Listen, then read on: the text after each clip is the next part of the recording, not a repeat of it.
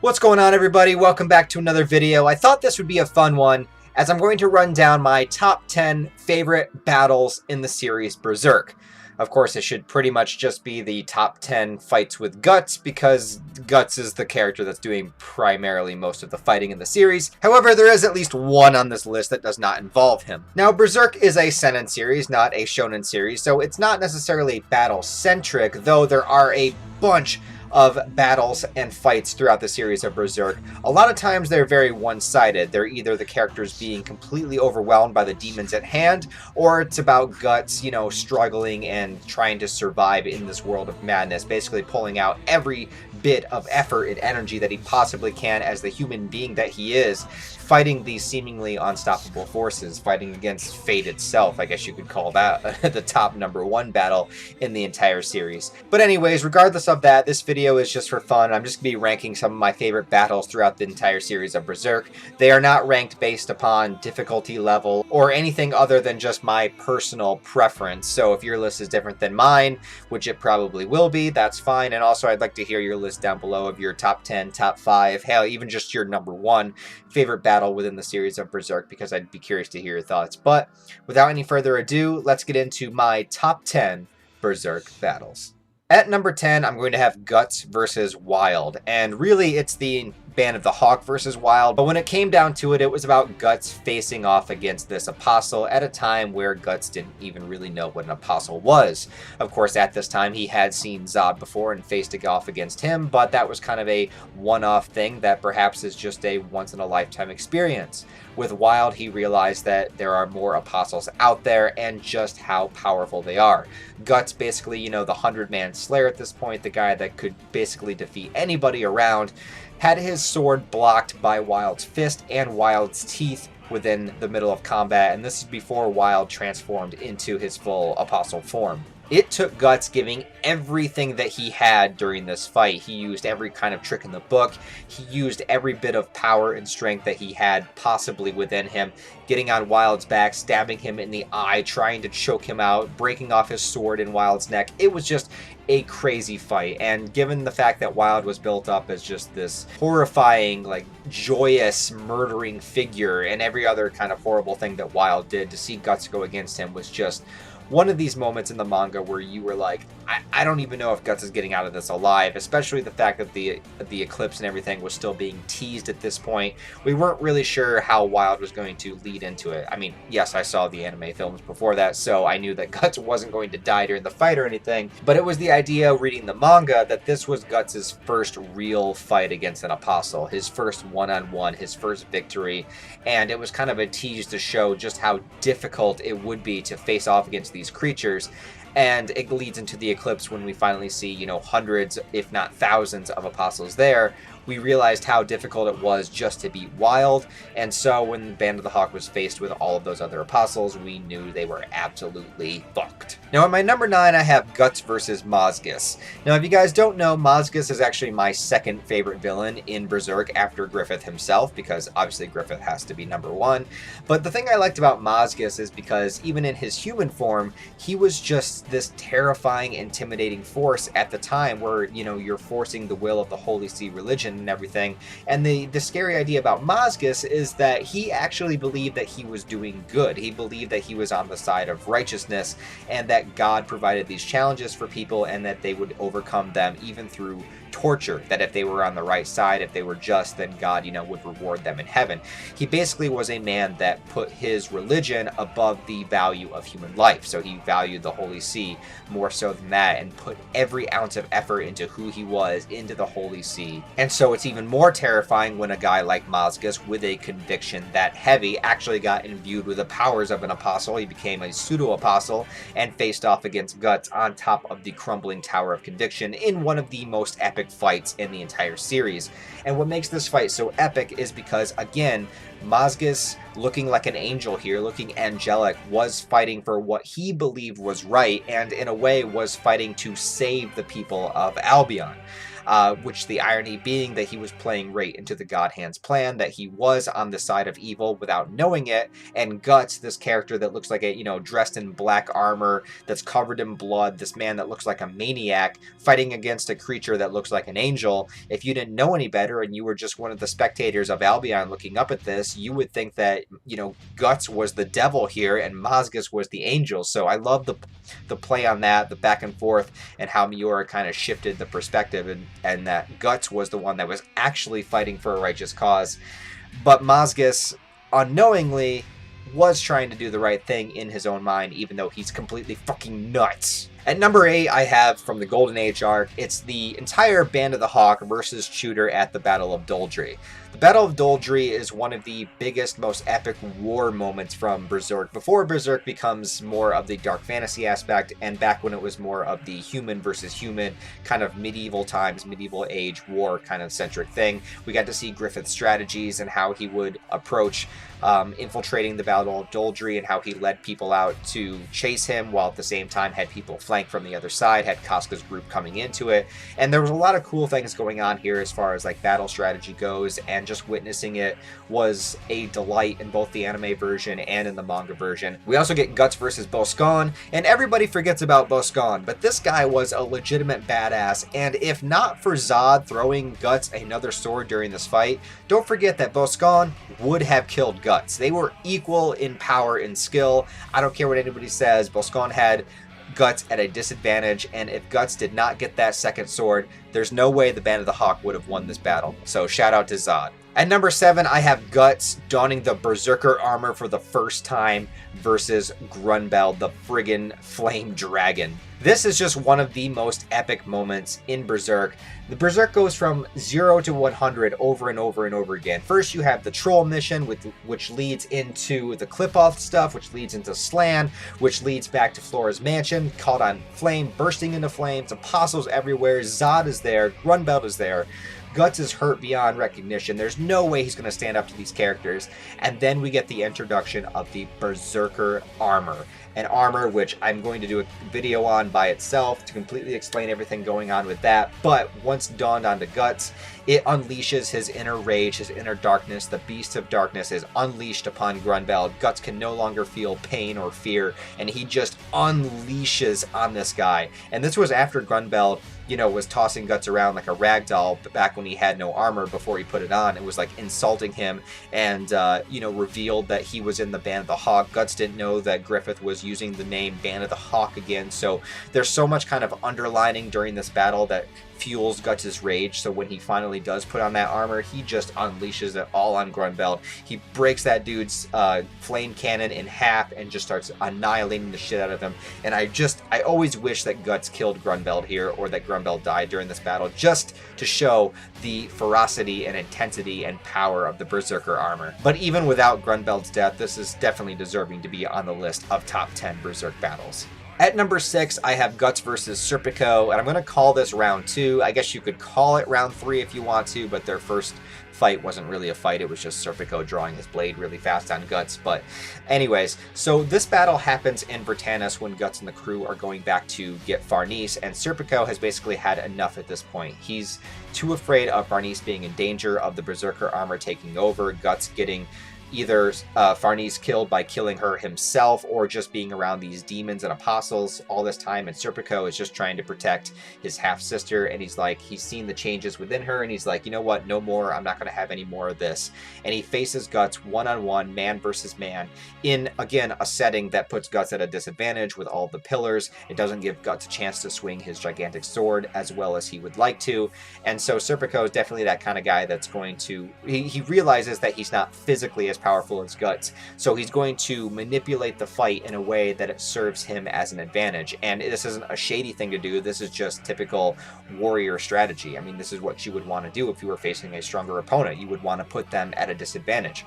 All is fair in love and war. And the thing that I love about this fight is it's such an honorable one. It's not, even if Serpico hates Guts, if you want to say that, it's more so just a battle about what to do moving forward. Serpico wants one thing for Fernice, and Guts wants another thing. Well, Guts basically just wants her to choose for herself. But regardless, it's two men going into a confrontation, realizing, you know, putting their lives on the line and saying, you know what, whoever wins, wins. And then we can kind of go for it from there. So it's that kind of honorable nature between two swordsmen. And what's great about this fight is, even though in the end Serpico loses, I think, at least for me, it's a parallel between Guts' battle with Griffin when he leaves the Band of the Hawk, because, you know, they entered into a confrontation where, you know, if Guts won, he was going to leave. If Griffin won, he would have to stay with the Band of the Hawk, and Guts wins, and Griffin takes that so hard that he destroys and fucks everything up. But Serpico, on the other hand, takes it like a warrior. He understood going into the battle that there was a chance that he could lose, and that if he did lose, then he would go ahead with what Guts wanted for the group instead of what Serpico wanted. So it's that honorable nature between men, you know, basically saying we're going to take this out in just one battle against swords. We're both swordsmen, and this is how we're going to settle this. And once it's settled, it's done. You know, there's no resentment, and there's no turning it back around, or, you know, secretly hoping for your death again or something like that. It's like it's all settled in just one moment, and it's great. At my number 5, I'm going to have when Guts was in Clip-Off, fighting the trolls, which transfers into fighting Slan made of guts. This whole sequence was just absolutely incredible to read and to check out. So we're in this troll den, in this area of the actual world called Clip-Off, where all these horrible, disgusting, nasty creatures are. Guts rolls in there and just has a ball destroying these trolls. You know, it was the first time he could really let loose in quite a while, and just annihilated them. And then freaking out of nowhere, which was a complete shock, rising up from the dead guts of the trolls that are splattered out all over the place, the guts themselves form the image of the God Hand member Slan, who is excited to come here and see Guts. She's been keeping tabs on him, tracking him, and was very excited to see him once more. And just, well, one thing, this is a completely one-sided fight with Guts fighting Slan. She just rips him apart. But there's this epic moment where Skull Knight comes in, kind of distracts her. Guts uses his arm cannon, and then Skull Knight even confirms to Guts that yes, his sword does have some sort of stronger properties from cutting down so many astral creatures, and Guts was actually able to destroy the vessel for Slan. Even though he didn't defeat her actually, he just defeated the form that she created herself from. It was still really cool to see Guts take down a God Hand member, at least in some form, in some capacity, or be able to, you know, do something about it and realize that he's not completely helpless. At my number 4, I have Guts versus Zod. I'm going to call this round 2. This is the fight at the Hill of Swords. This was the moment where, oh man, okay, so you have Griffin coming back from the incarnation ceremony. He's up there, Guts rages in, and none other than motherfucking Zod!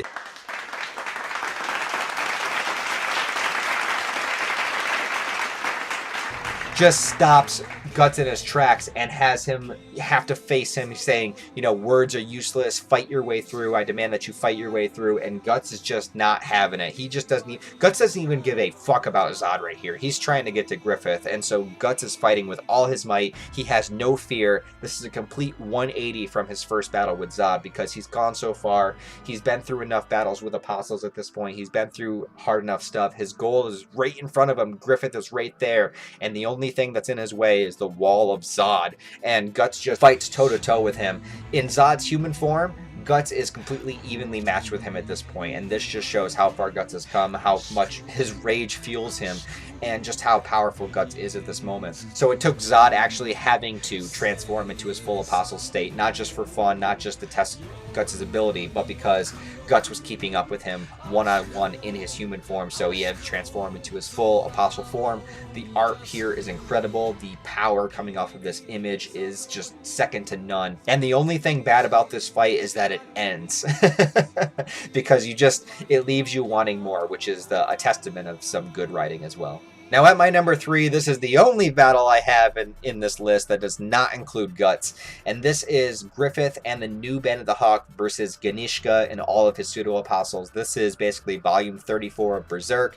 This is my last manga analysis video. I'll have a link for that down below, where I cover volume 34 in its entirety, and this is where it all came to a head, man. This is what it was building up to. The Millennium Empire arc had Griffith rebuilding his Band of the Hawk. He's got apostles on his side, he's got humans on his side, and he's facing off against Ganesha, who was twice reincarnated, became this giant kaiju-like monster, and lost his mind, went insane in the process, and Griffith has to face off against this gigantic thing, and he does it with full force. He goes in, again, using the strategy. Again, he has apostles on his side this time, so it's not so much strategy as it's just, beat the hell out of these creatures. But it also has that moment where humanity kind of joins his side. Humanity joins in with fighting the apostles. They realize that apostles are on Griffith's side. And it's this bizarre moment where people are kind of in this like holy moment, even though it's this barbaric killing, murder, viciousness, through violence. And this is how they're experiencing what their god on earth is in Griffith. So it's a very interesting concept where they're kind of being shown that things outside of humanity, outside our physical world exist. They're being shown it through war, and they're being shown it through the guiding force of Griffith and facing off against Ganesha. And of course that ending with Griffith flying up on Ganesha and then the Skull Knight being there, and oh my god, it just does so much, and it's just so awesome. But bringing it back down to a grounded reality, at my number 2, I have Guts versus 100 Men from the Golden Age arc. And I have this here because of a couple of reasons. One, I think what it means to Guts' character. During this battle, he didn't even realize why he was fighting. He realized he was here and that almost everybody else in the Band of the Hawk, and this is shown afterwards in the Bonfire Dream sequence, but that's what was going on in Guts' mind during the fight, where he realized that everyone else was fighting for a reason or a purpose, and they all had goals in mind, and even though they all had their own individual goals, they were all throwing themselves into Griffith's ultimate goal of getting his own kingdom. But Guts didn't have a goal of his own, and he realized that he was fighting for nothing. But what my theory is, and I made a video on this too, link will also be in the description, that Guts, even though he didn't realize it himself, during this fight was kind of being shown what his goal, what his mission, what his dream was. And it did have something to do with Casca, as in what he was really doing here was protecting her. And this is something that he would go on to do again and again throughout the entire series of Berserk. This was his goal, his purpose is, protecting Casca. Whereas in this scene, he starts fighting these 100 men, and he gives her an opportunity to escape, to leave, and he's fighting 100 men. He could run away with her, but then they would all chase the both of them. But Guts here is fighting the 100 men by himself, giving Casca an opportunity to retreat. And I don't think Guts realized it himself in this moment as a character, but I think what it meant deep down for him is realizing, he was valuing Casca's life. He was valuing her dreams and her goals, and he was giving her the opportunity to continue that someday. Because if she died here, she would never get a chance to. But Guts, having no dream, no ambition, he viewed his life being able, if he died, it wouldn't mean as much as if Casca died. At least that's how I interpret this scene. And my number 1 battle in Berserk has got to be Guts versus Rosine from the Conviction arc. This fight is absolute insanity. This is brutal. This is rough. This is barbaric. This is insanity. This is everything that you want in a Berserk fight. This is when Guts was in his full Black Swordsman mode, and he was full of rage, and he was facing off against this apostle Rosine.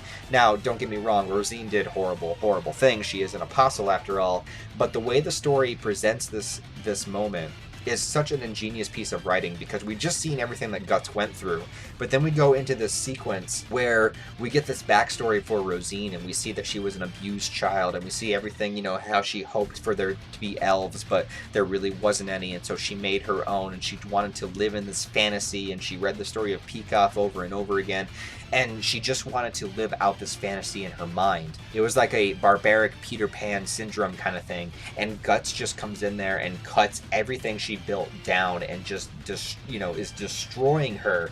And even though she's an apostle and she has all these abilities, and don't get me wrong, she beats the shit out of Guts too, she just does not understand where this man came from, who he is, why he wants to kill her, and it's just this good bait and switch of showing Guts as this vicious killer and putting Rosine in a sympathetic spot. Again, I'm not saying Rosine didn't deserve punishment for doing the horrible thing she did as an apostle, But what I'm saying is the creativeness of making you read that and seeing Guts, you know, stabbing Rosine through the chest and everything, and for you as the reader to feel some sympathy for Rosine while this is happening, while at the same time looking at Guts being like, dude, just calm down. Like, just, oh my God, you were taking this so far. And he does take it far. He kills, well, I mean, these children were going to turn to pseudo-apostles anyways, but he freaking burns them all up.